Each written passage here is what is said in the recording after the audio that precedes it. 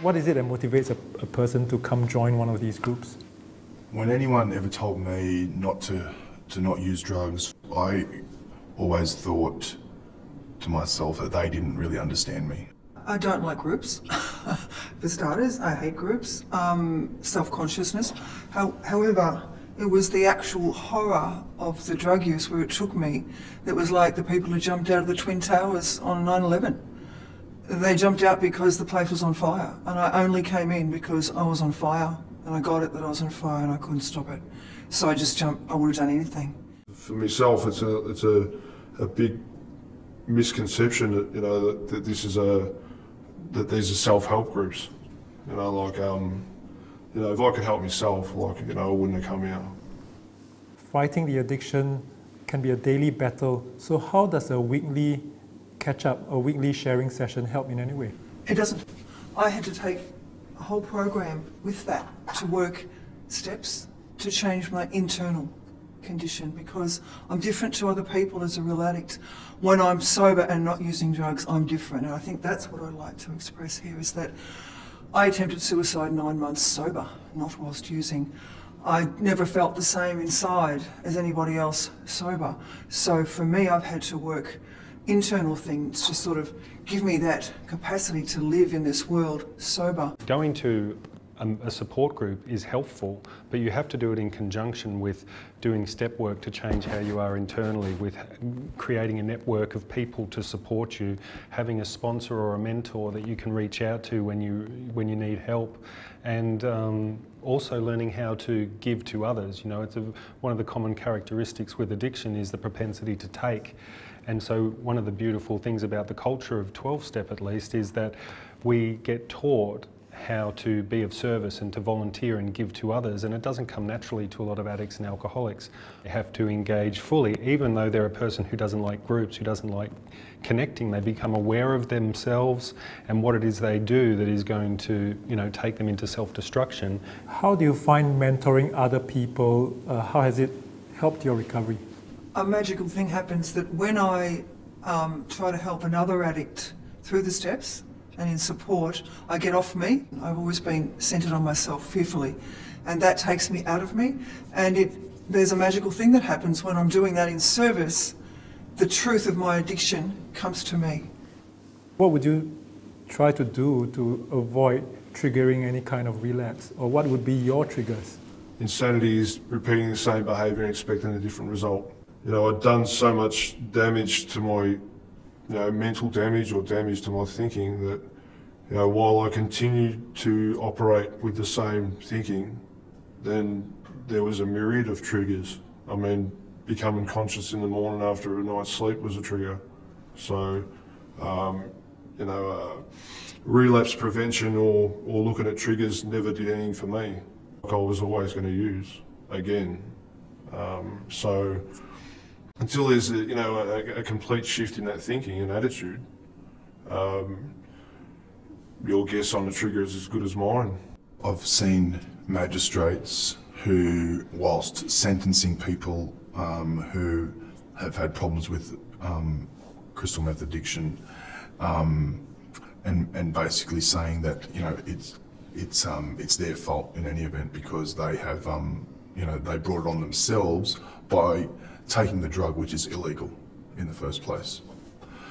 And so, I guess, as I said before, the problem with that is that, you know, it is the criminalizing of the issue. In our country, we have a culture of, you know, drinking alcohol, you know, as young people to socialise, you know, and that extends to taking drugs socially. People in their 20s in this country, most people would have used drugs at some point. So does that make them a bad person? What's the worst thing a relapse can do? People die, often, yeah.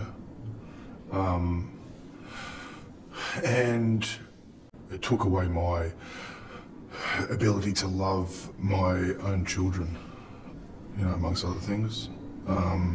So I have a fear that I would, no doubt that I would turn my back on my family again.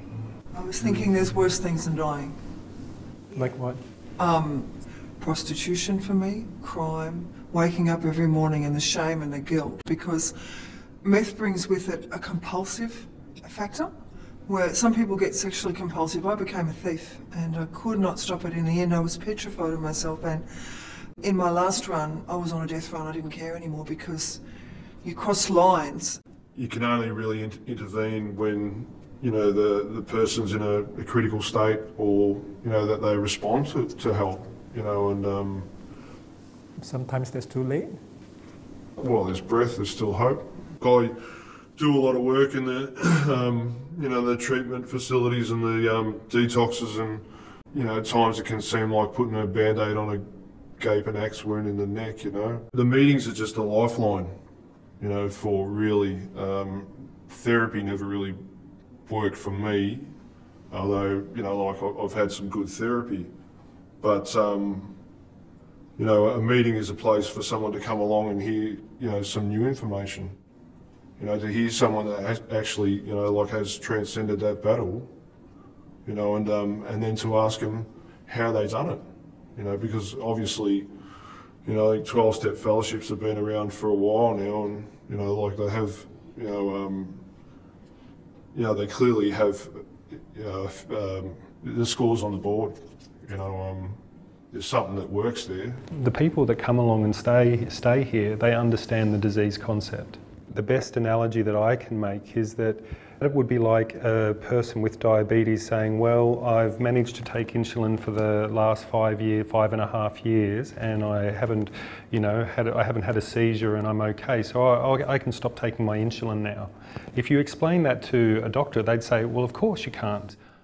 The idea that at some point I'll be cured and will no longer be an addict, just for me right now, it doesn't apply to me at all. You know, like if that was the case at some point and I no longer become an addict or no longer an addict, the first thing I would do would be go and use crystal meth. So I have to remain vigilant, you know, on a daily basis. I get the sense that there's a lot of awareness about a degree of vulnerability among everybody. Do you think that's a good or bad thing? It's an essential, because I understand my condition is what I'd like to see more known of is that what it's like for a real addict when they're not using. This is the thing that shocks everyone. I attempted suicide when I had been not using. I attempted suicide because I could not stand living without drugs. It's like, it's not a good or a bad thing, it's actually essential for me to understand that the steps I work aren't to treat drug use, they're to treat this discontented state I've had since I was 3. I'd love to see that understanding to more people, because they wouldn't think, oh, it's about drugs, we get them off, they'll be right. I get worse off drugs without something to enliven my spirit, because there's something in me that drags me into the pits without drugs. Stu, what's it like for you listening to stories like this and then knowing that from one week to another, you're not sure if the same people are going to come back, so the most vulnerable might not return the next week, and you see empty chairs? In addiction, people sort of, their more dysfunctional qualities come to the fore. But when they come into recovery, more often than not, people's wonderful qualities blossom, you know. So it's a joy to see people come back and to watch the transformation in them, and it's inspiring and all that, and to watch them go on and help other people and become functional members of society. But to see people plucked off or to be, you know, relapse because of their vulnerability, yeah, there's this, even though I've adjusted to it, there's still a sadness with it, you know. And I have a good friend who I've known for a number of years who after 6 years of recovery went back to it and is there now, and there's grief there. What would you like to see the community or even the government do more of? I just have a massive belief in 12-step and long-term therapeutic communities. I think this is a disease where people need to, you know, like a 28-day program is good, but it's not thorough enough. I think we need in Australia 6 to 12-month therapeutic communities that transition people into 12-step programs, or at least give them the opportunity to do that. And I don't think we have it in Australia as much as it needs to be there. The funding from what I see, goes a lot to harm minimisation, because they think that that's the way to save more money, but the people that get abstinence become such productive members of society. What would be one take-home point that you want people to have from your sharing? If you have a loved one who, who's suffering from addiction, to just to realise that it's not their fault, and to just don't give up on them. And it might take a long time to get them into treatment or to a meeting, but just not to give up. Is that what has been so important in your own recovery? Somebody not giving up on you? It took me to lose everything and to end up, homeless before I was willing to accept any help. But certainly once I was willing to reach out, it was amazing that I still had lots of friends and family who were there for me.